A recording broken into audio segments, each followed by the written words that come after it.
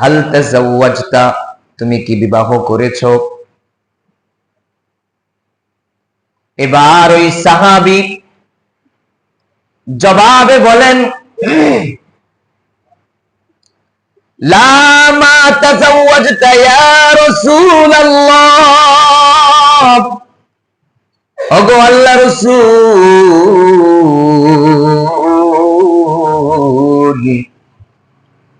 আমি যে বিবাহ করব আমার তো সেই ধরনের কোন সম্পদ আমার কাছে নাই। ইয়া রাসূলুল্লাহ, ইয়া হাবিবাল্লাহ, আমি যে বিবাহ করব, বিবাহের যে সম্পদ, যে সামান দরকার, আমার একটা বাড়ি নাই, আমার একটা থাকার ঘর নাই, আমার কিচ্ছু নাই, আমি নিতান্ত একজন গরীব। রাসূল ডাক দিয়ে বলেন, হে আমার সাহাবী, আওয়ালাইসা মাকা, আওয়ালাইসা মাকা ইযা জাআ নাসরুল্লাহ।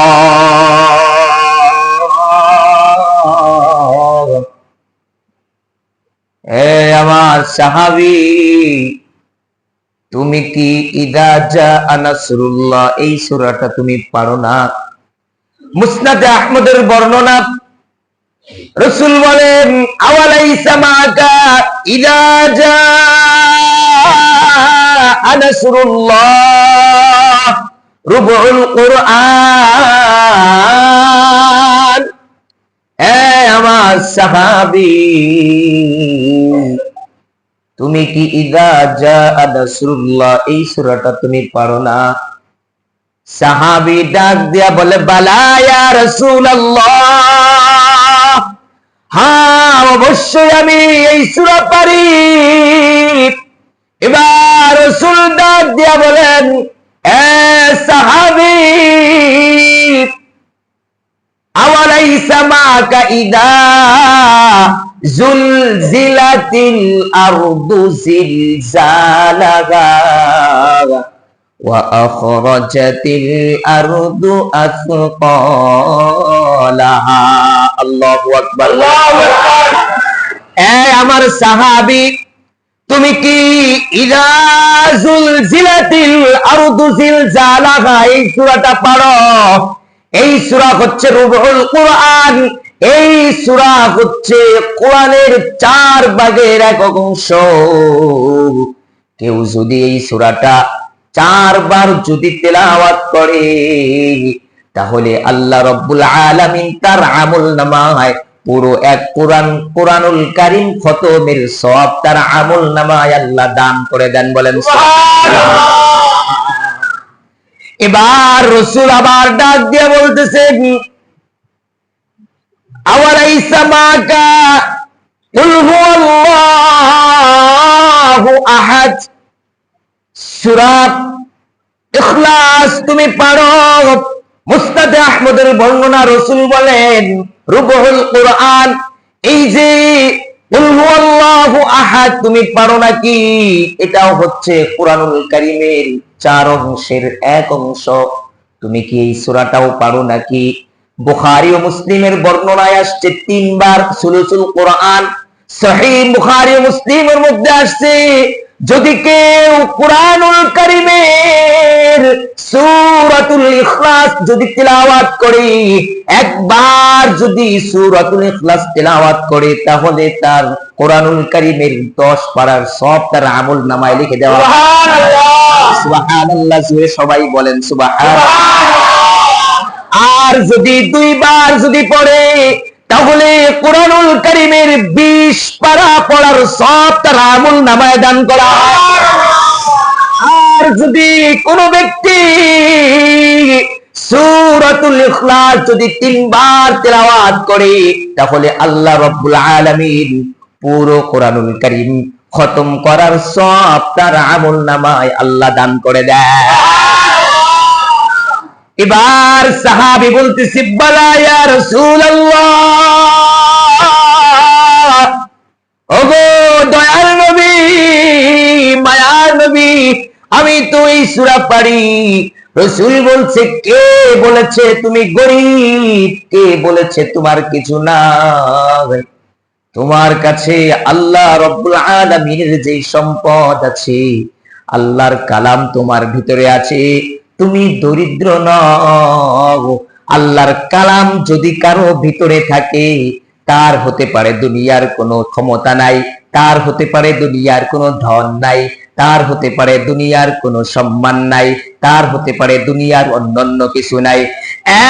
সাহাবী শুনে রাখো, আল্লাহর কালাম, আল্লাহর কোরআন যার ভিতরে আছে, তার চেয়ে পৃথিবীর মধ্যে শ্রেষ্ঠত্বের অধিকারী আর সবচেয়ে ধনী পৃথিবীতে আর কেউ না। সাহাবী তুমি যাও, তুমি আজকেই তুমি বিবাহের জন্য প্রস্তুতি গ্রহণ করো। আল্লাহ রাসূল সাল্লাল্লাহু আলাইহি ওয়াসাল্লাম তাকে এই কথা বলার পরে যেই সূরাগুলো আল্লাহ রাসূল বলেছেন, যেই সূরাগুলোর কথা মুসনাদে আহমদের বর্ণনা, রাসূল কারীম সাল্লাল্লাহু আলাইহি ওয়াসাল্লাম কয়েকটা সূরার কথা বলেছেন। আয়াতুল কুরসি, আল্লাহু লা ইলাহা ইল্লা হুয়াল হাইয়ুল কাইয়্যুম লা তাখুযুহু সিনাতুন ওয়া লা নাওম লাহু মা ফিস সামাওয়াতি ওয়া মা ফিল আরদ من ذا الذي يشفع عنده إلا بإذنه يعلم ما بين أيديهم وما خلفهم ولا يحيطون بشيء من علمه إلا بما شاء وسع كرسيه السماوات والأرض ولا يؤوده حفظهما وهو العلي العظيم।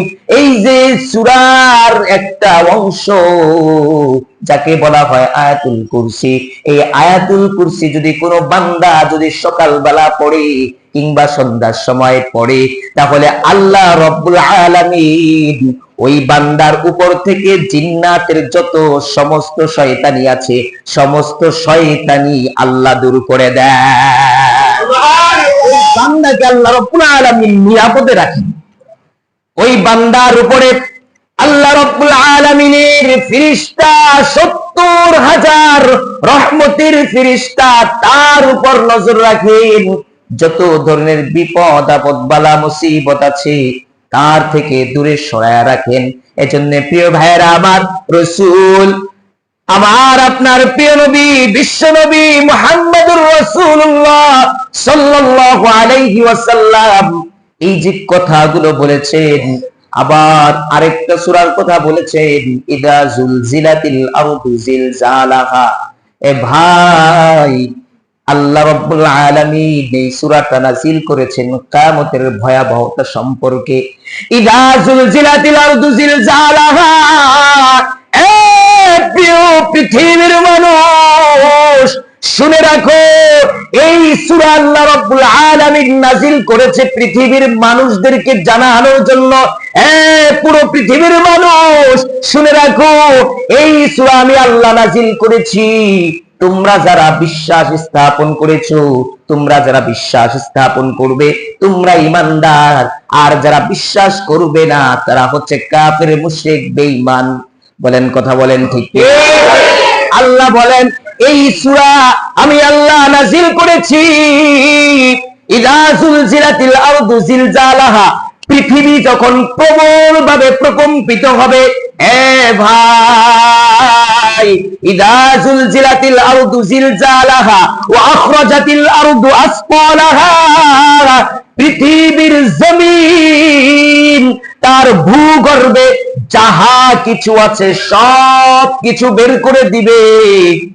এই পৃথিবী একদম শূন্য হয়ে যাবে। পৃথিবীর জমিন তার নিচে কিচ্ছু রাখবে না, সব কিছু বের করে দিবে। ভাই, পৃথিবী সামান্য প্রকম্পিত। পৃথিবী যখন প্রকম্পিত হবে প্রবল আকারে, আল্লাহ রাব্বুল আলামিন বলেছেন তখন কিচ্ছু থাকবে না। ওয়া আখরাজাতিল আরদু আসফালাহা। এই ভূগর্ভে যা কিছু আছে সব কিছু জমিন বের করে দিবে। আজকে সামান্য 10টা 37 মিনিটে আপনারা কারা কারা অনুভব করেছেন জানি না। সামান্যতম একটা ভূমিকম্প হয়েছে আজকে। এ ভাই, ঢাকার বংশাল 21 তারিখ 2025 নভেম্বর মাস, আজকের দিন 10:30টার সময় এরকম ভূমিকম্প হয়েছে, পুরো বাংলাদেশটাকে একটা নাড়াচাড়া দিয়েছে। 10:30টার সময় ঢাকার বংশালে দেখলাম বিল্ডিং গুলো হেলে পড়েছে, একদম হেলে পড়েছে। এ ভাই, বিল্ডিং এর রেলিং পড়ে মানুষ, 3জন মানুষ নিহত হয়েছে। রাস্তার মধ্যে পথচারী রাস্তা দিয়ে চলছে, সে রেলিং পড়ে 3জন মারা গেল, আরো কতগুলো মারা যায়। হতাহতের ঘটনা অনেক আছে, ভিডিও ফুটেজের মধ্যে আরো দেখলাম। সামান্য কয়েক সেকেন্ডের ভূমিকম্পে মানুষ দৌড়াদৌড়ি শুরু করেছে। আর কিয়ামত যখন সংগঠিত হবে, কিয়ামত যখন একদম সংগঠিত হবে, আল কারিয়াতু মাল কারিয়া, আল্লাহ রাব্বুল আলামিন বলেন, পৃথিবী যখন করাঘাত করবে, তখন ইয়াউমা ইয়াকুনুন নাসু কাল ফারাশিল মাবসুস, তখন মানুষগুলো তুলার মতো উঠতে থাকবে। এ ভাই, পৃথিবী যখন প্রকম্পিত হবে, পৃথিবীর মধ্যে যখন ভূমিকম্প হবে, কিয়ামতের আগে আগে আল্লাহ রাব্বুল আলামিন বলেন, ওয়াবুসাতিল জিবালু বাসসা, ওই পাহাড়গুলো তুলার মতো উঠতে থাকবে। তাহলে চিন্তা করেন, যেই পাহাড় এত ওজন, আমাদের মতো যদি 1 লক্ষ মানুষকে এক পাল্লায় দাঁড় করানো হয়, আরেকটা পাহাড় যদি আরেক পাল্লায় দাঁড় করানো হয়, তাহলে পাহাড়ের ওজনটাই সবচেয়ে বেশি হবে। কথা বলেন ঠিক না? এ ভাই, আল্লাহ বলেছেন ওয়াবুসাতিল জিবালু বাসসা, যে পাহাড়গুলো সেদিন তুরার মতো উঠতে থাকবে এই পৃথিবী প্রকম্পিত হওয়ার কারণে। এ ভাই, এটা কেন হয়? আল্লাহ রাব্বুল আলামিনের বান্দারা যখন ওই জমিনের মধ্যে, জমিনের মালিকের এই জমিনের উপরে যখন অশ্লীল গান, বাদ্য, অন্যায়, অশ্লীল, অবিচার করতে থাকে, তখন আল্লাহ রাব্বুল আলামিন রাগান্বিত হয়ে পুরো পৃথিবীকে এরকম নাড়াচাড়া দেন। তাহলে আমার আপনার গুনাহের কারণে এই সমস্ত কাজগুলো হয়ে থাকে। প্রিয় ভাইয়েরা আমার, আল্লাহ রাব্বুল আলামিনের আযাব যখন আসে, তখন কাউকে ছাড় দেয় না। বনি ইসরাইলের একটি ঘটনা আছে, ওই এলাকায় একজন আল্লাহওয়ালা বুজুর্গ ছিল, যার কোনো একদম গুনাহ নিতান্তই কম, খুবই কম।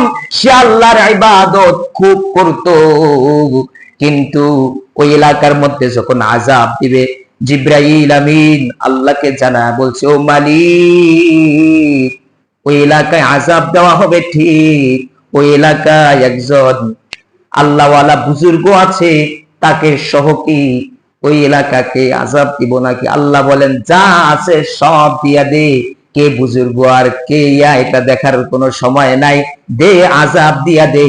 পুরো এলাকা ওই সময় ধ্বংস হয়ে গেছিল। এ ভাই, বিপদ যখন আসে, কে ভালো কে খারাপ দেখার টাইম নাই। আল্লাহ রাব্বুল আলামিন ওই খারাপ গুলোর কারণে ভালোদের উপরও আল্লাহ তাআলা বিপদ চাপায় দেন। কথা বলেন ঠিক কিনা? আপনি বলবেন এটা কেমন কথা? সাধারণ এক্সাম্পল, একটা উদাহরণ দেই। এ ভাই, পৃথিবীর একটা উদাহরণ, সাধারণ, এটা খুব মনোযোগ সহকারে শুনবেন 1 মিনিটের মধ্যে। পিপিলিকা, পিপিলিকা চেনেন? পিঁপড়া ছিলেন না? সবাই কথা বলেন। পিঁপড়া। একজন ব্যক্তি ঘুমাইছে, ঘুমানোর পরে ওই ব্যক্তিটার পাশে আপনার একটু মিষ্টি মিষ্টি, একটু চিনি, গুড় ফেলে রাখছে আরেকজন। এখন পিঁপড়া তো সংবাদ পাইছে, পিপিলিকা সংবাদ পাইয়া ওই লোকের, শুয়ে আছে না ব্যক্তিটা, তো ঘুমায়া আছে, পিপিলিকা লাইন ধরে ওই ব্যক্তির উপর দিয়া ওই মিষ্টিটা যা চাকতেছে। ওই পিপিলিকা গুলো আবার সেখান থেকে মিষ্টি নিচ্ছে, আবার লাইন ধরে আবার ওই তার উপর দিয়ে চলে যাচ্ছে। এখন পিপিলিকা, অনেকগুলো পিপিলিকা আপনার সামনে গেছে লাইন ধরে তার উপর দিয়া, লাইন দিয়ে ওখান থেকে মিষ্টি নিয়ে আবার লাইন ধরে আবার যাচ্ছে তার উপর দিয়া। ব্যক্তিটা ঘুমায় আছে। এখন সবগুলো পিঁপড়া গেল, যা মিষ্টি নিয়ে চলে গেল। ওই শেষের যে পিঁপড়াটা আছে না, শেষের পিঁপড়াটা উঠতেছে, ও কয় বেটা তুই ঘুমায় আসিস, তোকে একটা কামড় দিই। সবাই খুব ভালোভাবে গেল, কোনো সমস্যা নাই। ওই শেষের পিপিলটাটা কি করছে, ওই ব্যক্তিটা ঘুমন্ত ব্যক্তিকে একটা কামড় দিচ্ছে। ওই ব্যক্তিটা উঠছে, উঠে দেখে বাপরে বাপ, পিঁপড়া আমার উপর দিয়ে যায়, এমন ভাবে ডলা দিছে সবগুলা মারে ফেলছে। দোষ করেছে কয়টা? একটা। দোষ করেছে কয়টা? একটা। মরলো কতগুলো? অনেকগুলো। মরলো অনেকগুলো। মাত্র দোষ করছে একজন ব্যক্তি, উঠে থেকে কিলে আমার উপর দিয়ে যায়, আমাকে কামড়ায়, এরপরে সে একটার কারণে সবগুলোকে, যেটা কামড় দিছে সেটাও মরছে, আর বাকি যতগুলো আছে সবগুলোকে ডোলে একদম মেরে ফেলছে। প্রিয় ভাইয়েরা আমার, দুষ্ট করে একজন, দুষ্ট করে মাত্র গুটি কয়েকজন, যার কারণে আযাব এবং বিপদ ভোগ করতে হয় সবাইকে। কথা বলেন ঠিক? এজন্য প্রিয় ভাইয়েরা আমার, যেই একজন, যেই দুই একজন, গুটি কয়েকজন দোষ করতে চাবে, গুনাহ করতে চাবে, তাকেও গুনাহ করতে দেওয়া যাবে না। তাকেও বাধা প্রদান করার দায়িত্ব আমার এবং আপনার। কথা বলেন ঠিক কিনা? মহান আল্লাহ রাব্বুল আলামিন আপনাকে আমাকে সকলকেই সমস্ত অশ্লীল কাজ কর্ম থেকে বেঁচে থাকার এবং বাধা প্রদান করার মতো আল্লাহ রাব্বুল আলামিন সকলকেই তৌফিক দান করুক। সকলে বলেন আল্লাহুম্মা আমিন। ওয়া আখিরু দাওয়ানা আলহামদুলিল্লাহি রাব্বিল আলামিন। যারা সুন্নত পড়েন নাই তারা 4 রাকাত ক্বাবলা জুমআ